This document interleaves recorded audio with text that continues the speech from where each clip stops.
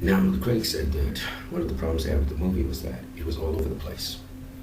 And I believe these critics, they couldn't follow the movie for a number of different reasons. We already dealt with some of the plot hole questions that the critics may have brought about and other people echoed.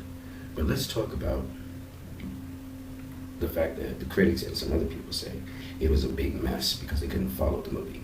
This movie has about 4 different threads. One thread is Lois Lane, who is looking to try and redeem Superman for an incident that happened in Nairobi, Africa, by following a bullet. Eventually, she's led to find out that Lex Luthor is behind the whole setup to frame Superman in a negative light. The second thread is Bruce Wayne. This movie begins with him, the loss of his family, and then the loss of his family in terms of his work friends. And he thinks that Superman is the reason for that happening. And so he's on a vendetta to destroy Superman, based out of fear and also based out of a need to get revenge. And then we have Lex Luthor. Lex Luthor's thread is very interesting because this thread begins with apparently him posturing as if he wants to save the world to access kryptonite.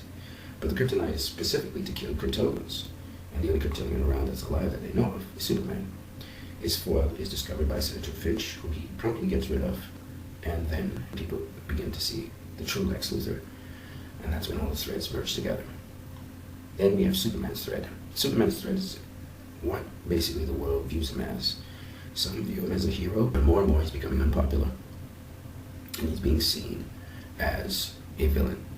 The main reason is because of the portrayal and the eyewitness accounts of what he did in Nairobi, Africa, the fallout of Metropolis, and people who suffered as a result of that at Wally, and then the big explosion that happened in the hearing that he attended to try to bring some peace and resolution to the situation and clarity. This brought up big protests. Later, he's linked to Lex Luthor, once again realizing that Lex Luthor was setting him up all along to expose him. All roads lead to Lex Luthor. And once you reach Lex Luthor, by then the story brings a lot of clarity to all the different threads. It was Lex Luthor who was the mastermind behind Superman looking like a villain. It was Lex Luthor who was prompting Bruce Wayne to hate Superman even more. And it was Lex Luthor who kidnapped Lois Lane later on and used her as a bait to bait Superman in to be able to blackmail him. So Lex Luthor is the centerpiece of this actual movie that brings all the storylines together. And of course, now that it's in one thread, we start to move down the storyline really rapidly. Lex Luthor goes on to bring about Doomsday to destroy the Superman. Superman and Batman join forces to fight Doomsday.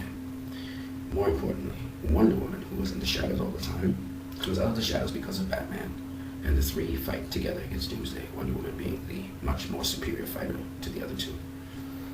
Doomsday is taken down by Superman, but Superman's life is cost.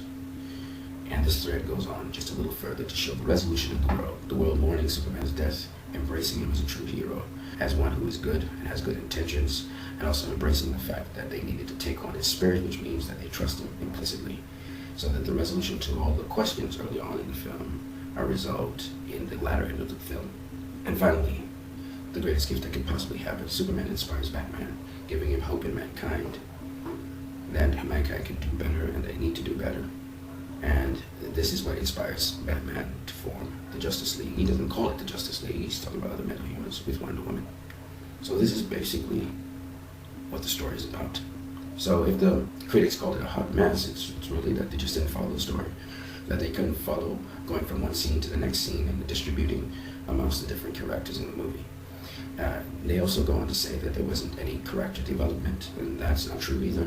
There was a lot of character development, but every time it was a distribution.